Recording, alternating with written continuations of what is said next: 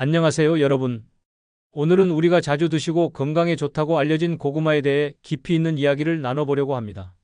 달콤하고 포근한 맛으로 많은 분들이 사랑하는 고구마, 하지만 혹시 잘못 보관하거나 먹는 방법을 모르시면 오히려 건강을 해칠 수 있다는 사실을 아시나요?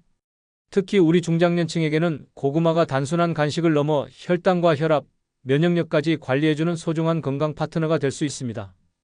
오늘 이 시간을 통해 고구마의 놀라운 효능부터 절대 피해야 할 위험 요소, 그리고 내 몸에 딱 맞는 섭취법까지 모두 알려드리겠습니다. 끝까지 함께 하시면 앞으로 고구마를 더욱 현명하고 안전하게 즐기실 수 있을 겁니다. 많은 분들이 고구마를 그냥 달콤한 간식 정도로 여기십니다. 배고플 때나 다이어트 할 때 먹는 음식 정도로 생각하시죠. 하지만 실제로는 우리 몸에 필요한 영양소가 가득 담긴 완전 식품에 가깝다는 사실을 아는 분은 많지 않습니다. 고구마 한 개에는 우리 몸을 지켜주는 수많은 영양소들이 들어 있습니다. 먼저 복합 탄수화물이 풍부해서 혈당을 급격히 올리지 않으면서도 오랫동안 포만감을 유지시켜줍니다. 백미나 빵처럼 단순 탄수화물과는 완전히 다른 특성이죠. 또한 식이섬유가 풍부해 장 건강을 개선하고 변비 예방에도 큰 도움이 됩니다. 특히 주목해야 할 성분은 베타카로틴입니다.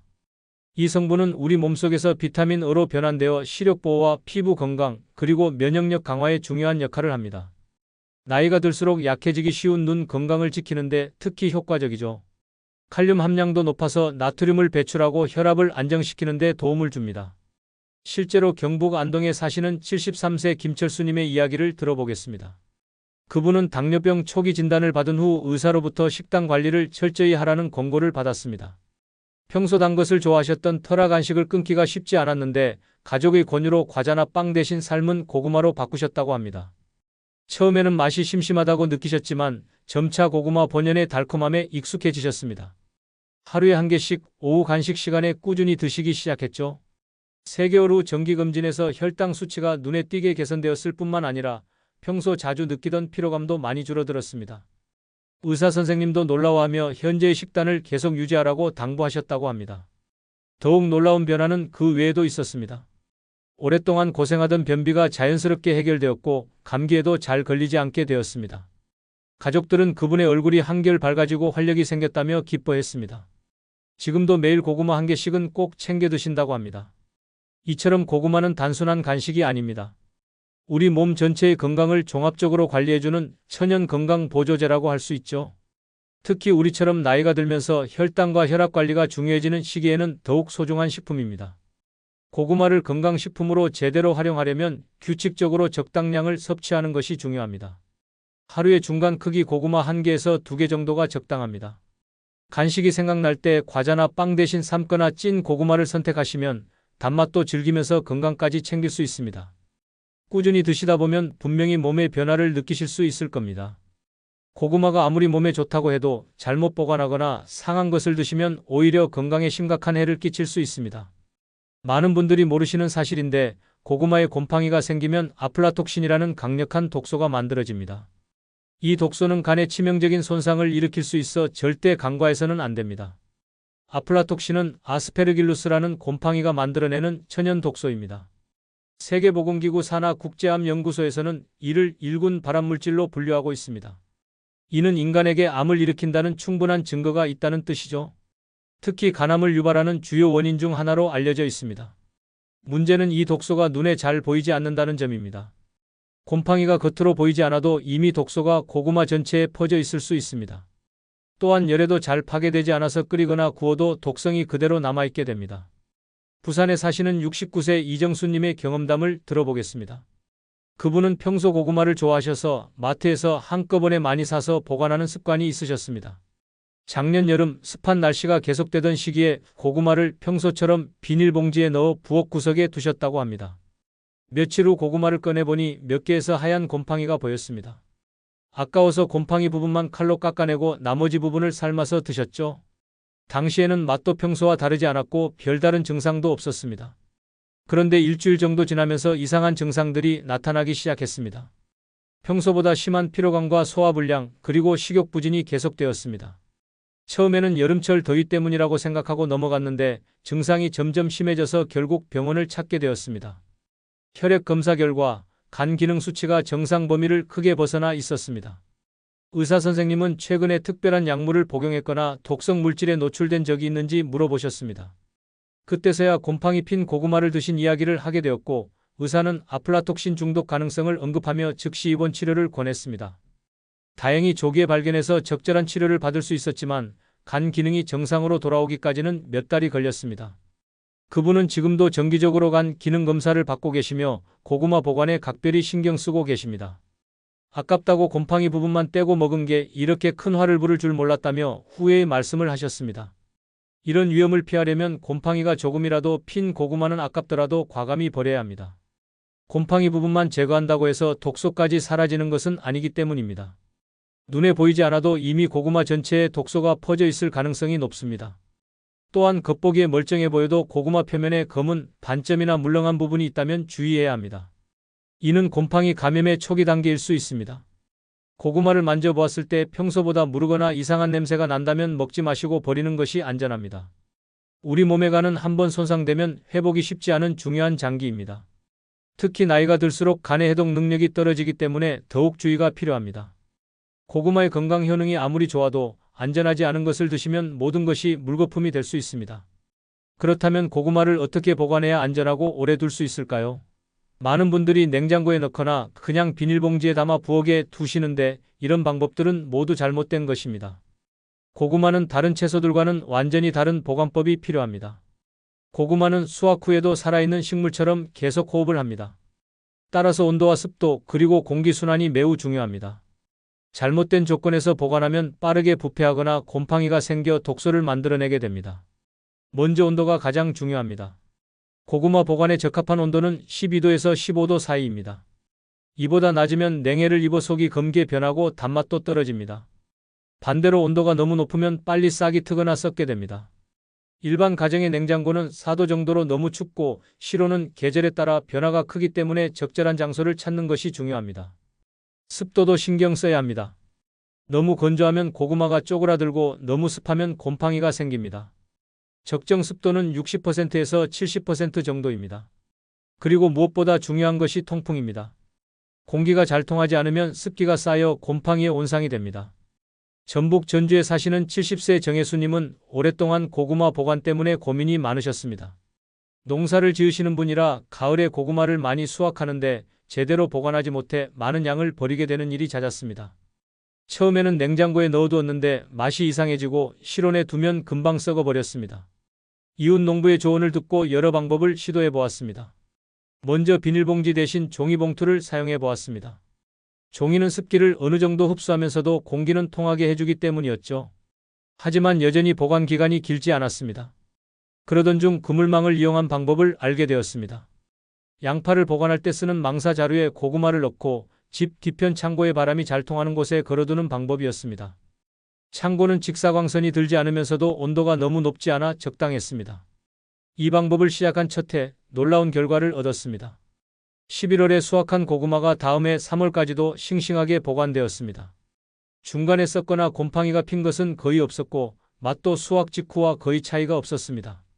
오히려 시간이 지나면서 단맛이 더 진해지는 것 같다고 하셨습니다. 이후로는 매년 이 방법을 사용하고 계시며 주변 이웃들에게도 알려주어 모두들 만족해하고 있습니다. 특히 겨울철에도 신선한 고구마를 먹을 수 있어서 가족들이 매우 좋아한다고 합니다. 올바른 고구마 보관법의 핵심을 정리해보면 다음과 같습니다. 먼저 구입 후에는 흙을 털어내되 물로 씻지는 마세요. 물기가 있으면 부패가 빨라집니다. 상처가 있거나 흠집이 난 고구마는 따로 분리해서 빨리 드시고 멀쩡한 것들만 보관용으로 선별합니다. 보관 용기로는 비닐봉지는 절대 피하고 종이봉투나 신문지 또는 망사 자루를 활용하세요. 이런 재료들은 적당한 습기는 유지하면서도 과도한 수분은 흡수해줍니다. 보관 장소는 직사광선이 들지 않고 온도가 일정한 곳을 선택하세요. 베란다 구석이나 현관 신발장 또는 다용도실의 통풍이 잘 되는 곳이 좋습니다. 정기적으로 상태를 확인하는 것도 중요합니다. 일주일에 한 번 정도는 고구마를 살펴보고 이상한 것이 있으면 즉시 분리해서 처리하세요. 하나가 썩기 시작하면 주변에 있는 고구마들도 빠르게 영향을 받기 때문입니다. 이런 방법들을 지키면 고구마를 몇 달간 안전하게 보관할 수 있습니다. 올바른 보관은 고구마의 영양소를 보존하고 맛을 유지하는 것은 물론 우리 가족의 건강을 지키는 첫 번째 단계입니다. 고구마는 그 자체로도 영양가가 높지만 어떤 음식과 함께 먹느냐에 따라 그 효과가 몇 배로 늘어나기도 하고 반대로 건강에 해가 될 수도 있습니다. 나이가 들수록 영양소의 흡수율이 떨어지기 때문에 음식의 조합을 잘 알고 활용하는 것이 더욱 중요합니다. 먼저 고구마와 잘 어울리는 음식들을 살펴보겠습니다. 고구마의 풍부한 베타카로틴은 지용성 비타민이어서 기름과 함께 먹을 때 흡수율이 크게 향상됩니다. 올리브오일이나 들기름 같은 좋은 지방과 함께 섭취하면 비타민 어로의 전환이 훨씬 효과적으로 이루어집니다. 단백질과의 조합도 훌륭합니다. 고구마의 탄수화물과 단백질 식품의 아미노산이 만나면 혈당 조절 효과가 더욱 안정적이 됩니다. 계란, 두부, 견과류 등과 함께 드시면 포만감도 오래 지속되고 영양 균형도 잘 맞춰집니다. 반대로 피해야 할 조합들도 있습니다. 설탕이나 꿀을 많이 넣어 달게 만든 고구마 요리는 혈당을 급격히 올려 당뇨병 관리에 좋지 않습니다. 짠 음식과 함께 먹는 것도 주의해야 합니다. 고구마에는 이미 칼륨이 풍부한데 나트륨이 많은 음식과 함께 먹으면 신장에 부담을 줄 수 있습니다. 특히 알코올과는 절대 함께 드시면 안 됩니다. 술안주로 구운 고구마를 드시는 분들이 계신데 이는 매우 위험한 조합입니다. 알코올은 간에서 해독되는 과정에서 각종 독성 물질을 만들어내는데 이때 고구마의 성분들이 간에 부담을 더할 수 있습니다. 경기도 성남에 사시는 65세 최도연님의 이야기를 들어보겠습니다. 그분은 퇴직 후 건강관리에 관심이 많아지셨는데 특히 운동을 꾸준히 하시면서 식단도 신경 쓰기 시작하셨습니다. 평소 간식으로 빵이나 과자를 즐겨 드셨는데 건강을 위해 고구마로 바꾸셨습니다. 처음에는 그냥 삶아서 드셨는데 영양사 친구의 조언을 듣고 올리브오일을 살짝 뿌려서 드시기 시작했습니다. 또한 운동 후에는 고구마와 삶은 계란을 함께 드시는 습관을 만드셨습니다. 탄수화물과 단백질을 동시에 섭취해서 근육 회복에 도움이 된다는 이야기를 들었기 때문이었죠. 이런 식습관을 6개월 정도 지속한 결과 놀라운 변화를 경험하셨습니다. 우선 운동 후 피로 회복이 훨씬 빨라졌습니다. 예전에는 격한 운동을 하면 이틀 정도 몸이 무겁고 피곤했는데 이제는 하루 만에 회복되었습니다. 체중도 자연스럽게 3kg 정도 감량되었고 복부 지방이 눈에 띄게 줄어들었습니다. 더욱 기쁜 변화는 혈액 검사 결과에서 나타났습니다. 평소 경계선에 있던 콜레스테롤 수치가 정상 범위로 돌아왔고 혈압도 안정되었습니다. 의사 선생님도 식단의 변화가 좋은 결과를 가져왔다며 현재 방식을 계속 유지하라고 권하셨습니다. 반면 같은 동네에 사시는 친구분은 다른 경험을 하셨습니다. 그분도 고구마를 좋아하셨는데 주로 저녁에 술 마실 때 안주로 구운 고구마를 즐겨 드셨습니다. 달콤한 맛이 술과 잘 어울린다고 생각하셨던 것이죠. 몇 달 후 건강검진에서 간 수치가 나빠진 것을 발견했습니다. 술만 마셨을 때보다도 수치가 더 악화되어 있었습니다. 의사는 알코올과 함께 섭취하는 음식들이 간에 추가적인 부담을 주었을 가능성이 높다고 설명했습니다. 이후 술안주로 고구마를 드시는 것을 중단하고 금주까지 하신 후에야 간 기능이 개선되기 시작했습니다. 이런 사례들을 보면 같은 고구마라도 어떻게 먹느냐에 따라 결과가 완전히 달라질 수 있음을 알 수 있습니다. 고구마의 효능을 최대화하려면 올리브오일이나 견과류 같은 건강한 지방, 계란이나 두부 같은 양질의 단백질, 그리고 녹색 채소와 함께 드시는 것이 좋습니다. 반대로 피해야 할 조합들도 명확히 알아두세요. 설탕이나 시럽을 많이 넣은 고구마 요리, 짠 음식과의 조합, 그리고 무엇보다 알코올과 함께 드시는 것은 절대 피하셔야 합니다. 실제로 활용할 수 있는 방법들을 제안해드리면 구운 고구마에 올리브오일과 약간의 소금을 뿌려 드시거나 고구마 샐러드를 만들어 견과류와 함께 드시는 것이 좋습니다. 운동을 하신다면 운동 후 고구마와 삶은 계란을 함께 드시면 회복에 도움이 됩니다. 이런 작은 변화들이 여러분의 건강에 큰 차이를 만들어낼 것입니다. 아무리 좋은 음식이라도 모든 사람에게 똑같이 좋을 수는 없습니다. 나이와 건강 상태, 그리고 개인의 체질에 따라 섭취량과 방법을 조절해야 진정한 건강 효과를 얻을 수 있습니다. 특히 우리처럼 60대 이상이 되면 젊을 때와는 다른 접근이 필요합니다. 고구마는 혈당 지수가 낮은 편이지만 그래도 탄수화물이 주성분이기 때문에 당뇨병이 있는 분들은 주의가 필요합니다. 하루 권장량을 지키고 다른 탄수화물 식품과의 총량을 고려해서 드셔야 합니다. 또한 신장 기능이 떨어진 분들은 고구마의 높은 칼륨 함량이 부담이 될 수 있습니다. 소화 기능이 약한 분들도 조심해야 합니다. 고구마의 풍부한 식이섬유는 장 건강에 도움이 되지만 갑자기 많이 드시면 복부 팽만이나 가스가 찰 수 있습니다. 이런 경우에는 조금씩 양을 늘려가면서 몸이 적응할 시간을 주는 것이 중요합니다. 대구에 사시는 74세 김순애님의 경험을 들어보겠습니다. 그분은 몇 년 전부터 신장 기능이 점차 떨어지기 시작해서 정기적으로 신장내과 진료를 받고 계셨습니다. 고구마의 건강 효과에 대해 알게 된 후 매일 드시기 시작했는데 얼마 지나지 않아 혈액 검사에서 칼륨 수치가 높게 나왔습니다. 의사 선생님은 신장 기능이 떨어진 상태에서 칼륨이 많은 음식을 과다 섭취하면 심장에 부담을 줄 수 있다고 설명하셨습니다. 완전히 끊을 필요는 없지만 양을 크게 줄이고 다른 칼륨 함량이 높은 과일이나 채소도 함께 조절해야 한다고 당부하셨습니다. 이후 그분은 이틀에 한 번씩 작은 고구마 반 개 정도만 드시기 시작했습니다. 아쉽긴 했지만 건강을 위해서는 어쩔 수 없는 선택이었죠. 다행히 이렇게 양을 조절한 후에는 칼륨 수치가 안정되었고 신장 기능도 더 이상 악화되지 않고 있습니다. 지금도 정기검진을 받으면서 의사와 상의해가며 섭취량을 조절하고 계십니다.